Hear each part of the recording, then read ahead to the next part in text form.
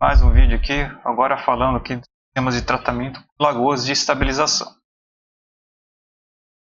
Passando aqui alguns parâmetros iniciais, né? As características gerais. A gente vai ter aí, como o próprio nome diz, né? Vão ser sistemas baseados em lagoas. Então, portanto, né, a gente vai ter que são sistemas que vão requerer maior área, são outros tratamentos, né? Vão ser sistemas aí baseados também, vão ser sistemas biológicos também, né? E aí, né, portanto, eles vão ser dependentes também de condições aí climáticas, então, temperatura, vento e insolação. Comparado com outros sistemas aí, a operação deles é muito simples, né? E também a própria construção também é bem simples ali, né? Vai estar vendo aí, né? E aí também, finalmente, né, eles vão ser caracterizados por pouca mecanização, né? Então, mecanismos complexos. Em relação aqui às condições que vão influenciar então na eficiência desses tratamentos por meio de lagoas, a gente vai ter insolação. Caso ela está relacionada diretamente com a atividade fotossintética, né?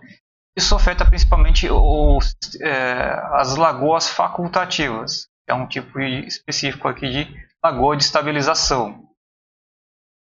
Vai estar aqui falando mais à frente.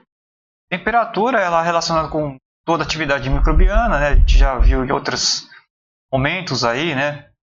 O quanto que a temperatura vai influenciar aí a favor ou contra a atividade microbiana, né? Isso vai ter a ver com, a gente já tinha visto anteriormente, né, com a própria degradação microbiana e também com a atividade fotossintética.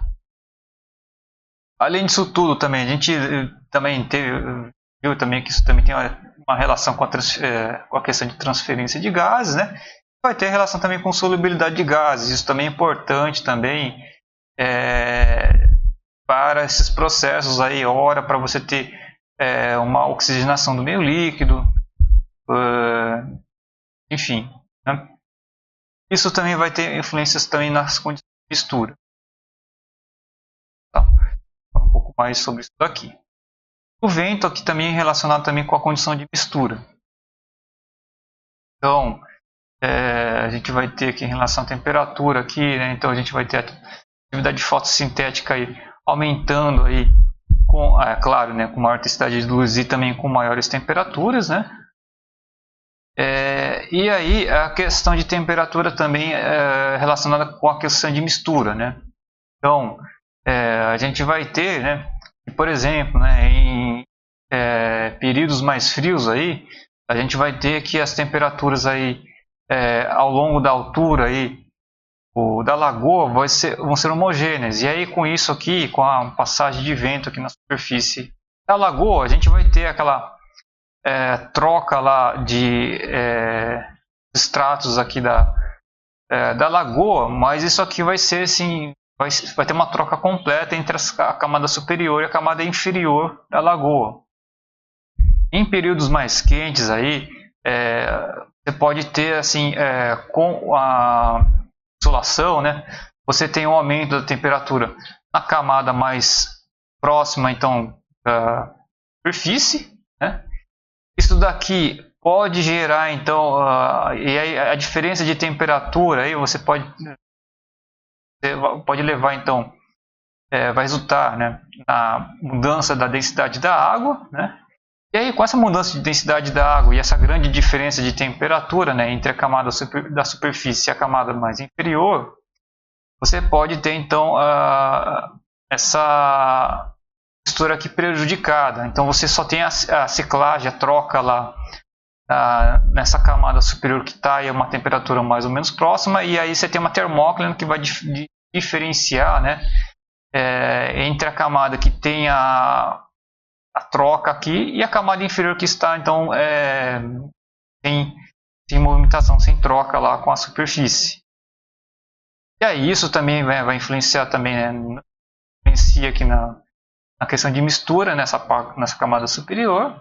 Consequentemente também, né, a gente vai ter, né, isso também vai ter relação com a fotossíntese, né? Então a camada superior também vai ter mais atividade fotossintética, tal. O OD vai ficar mais alto nessa camada superficial. como essa camada inferior não troca lá com a camada superior, o O dele não vai ser trocado, né, do que está na superfície para a camada inferior. Então vai ficar mais baixo aí. Então tende a ficar anaeróbio. Nem aqui não, né? Quando você tem iridos frios, você tem a troca lá e o OD tende a ficar mais homogêneo ao longo da altura da lagoa. Então, esse aqui é um dos aspectos que a gente tem de influência na mistura em função da temperatura. Já em função do vento, né? A gente vai ter aqui, né? Por exemplo, né, a gente tem uma situação hipotética. Você tem aqui, ó, a entrada aqui.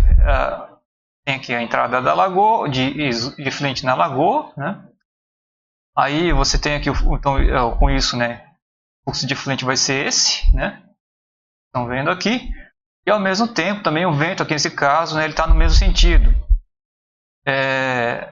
Nessa situação aqui, você tende a ter aquela movimentação de vento aqui na superfície, tende a gerar uma movimentação, né? Um fluxo aqui. E isso aqui tende a acelerar, né, a velocidade de movimentação aqui do efluente na lagoa.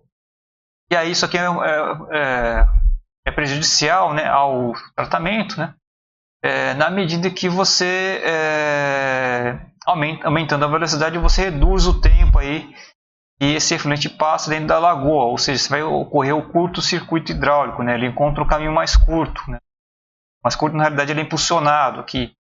E aí, sendo um tratamento biológico, né, ele depende do tempo que ele está em contato com os micro-organismos. Isso quer dizer que isso vai resultar em perda de eficiência. Ele está dimensionado para ficar um tempo X, com esse vento esse vento aqui a favor do fluxo, ele vai ficar um tempo menor do que o previsto. Né? Então, a condição mais desejável é você ter um vento predominante, e aí você ter o fluxo de efluente ao contrário à direção dos ventos predominantes. E aí, com isso, né, na realidade, assim, nessa situação aí, o vento predominante ele tende a barrar, né, diminuir até a velocidade. Aí, nessa situação, você estende o tempo de contato. E aí, né, nessa situação, é muito mais interessante que você, pelo menos, assegura mais aí o tempo de contato efetivo para a transformação da matéria orgânica, né, do sistema de lagoas. Bom, e aí esse sistema de lagoas a gente vai ter diversas configurações aqui, né? Aqui algumas das configurações que a gente vai estar falando aí ao longo dos próximos vídeos, né? Então a gente tem aqui a lagoa facultativa, a combinação de lagoa anaeróbia mais lagoa facultativa, lagoa aerada facultativa, lagoas aeradas de mistura completa, lagoa de sedimentação, mais lagoa de sedimentação, né? E a combinação lagoa anaeróbia mais lagoa facultativa mais lagoa de polimento. Isso aqui, né? A gente tem aqui o livro para vocês, a leitura do livro Vão Espera sobre lagoas de estabilização. É isso, gente. Então, nos próximos vídeos.